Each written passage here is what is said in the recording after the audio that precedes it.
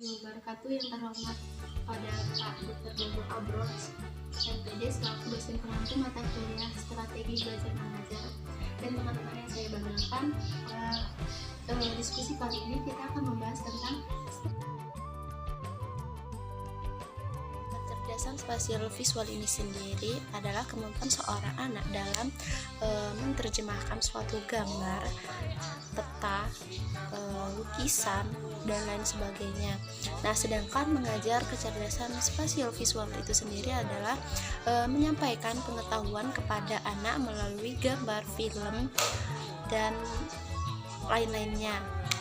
Nah, selanjutnya kita akan membahas tentang movie learning. Sebenarnya sih banyak strategi mengajar dengan menggunakan kecerdasan spasial visual ini sendiri, tapi dalam makalah saya akan membahas tentang movie learning.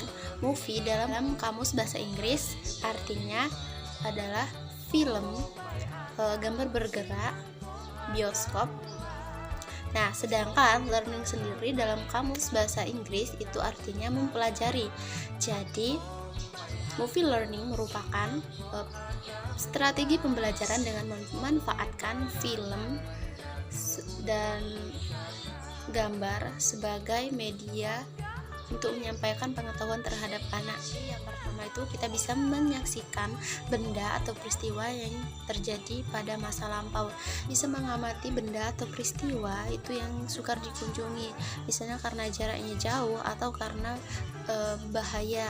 Nah, ya, sedangkan yang ketiga itu memperoleh gambaran yang jelas tentang benda atau hal yang sukar diamati secara langsung karena ukurannya yang terlalu besar atau terlalu kecil. Nah, contohnya kalau misalnya kita mau mengamati gajah, dengan adanya film ini tadi kita bisa mengamati gajah itu secara keseluruhan ya, mulai dari atas, samping, depan, dan lainnya ya. Dengar suara yang ditangkap secara langsung oleh telinga, misalnya rekaman suara, denyut jantung, dan lain-lainnya. Terus yang kelima itu mengamati dengan teliti binatang-binatang yang sukar diamati secara langsung karena sukar ditangkap.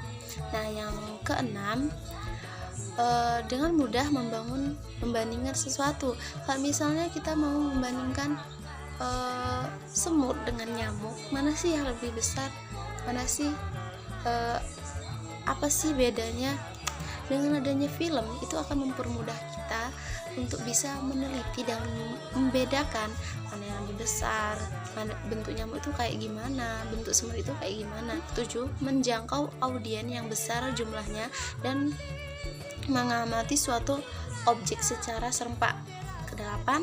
Dapat belajar sesuai dengan kemampuan, minat, dan temponya masing-masing. Akan menggunakan movie learning sebagai strategi pembelajaran. Yang pertama, persiapan guru. Jadi guru harus terlebih dahulu memilih film yang mana sih yang cocok untuk materi pada belajar pertemuan kali ini. Nah, selanjutnya guru juga harus mengamati dulu terlebih dahulu, harus nonton terlebih dahulu kira-kira amanat apa sih yang terdapat dalam film tersebut.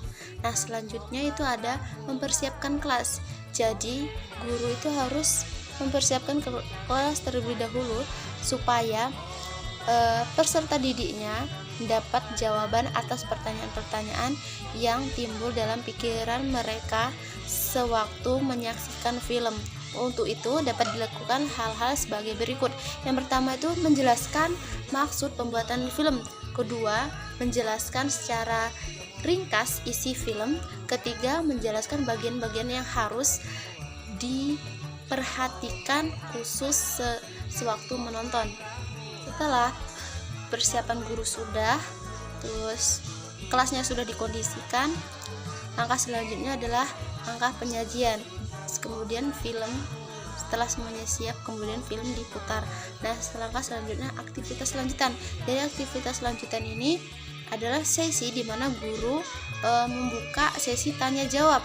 Jadi anak tuh bisa bertanya, kemudian guru menjawabnya, atau sebaliknya, guru bertanya, kemudian siswa yang menjawab.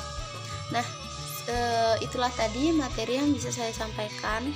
Apabila ada kesalahan baik yang saya sengaja maupun tidak saya sengaja, saya mohon maaf. Saya akhiri, wassalamualaikum warahmatullahi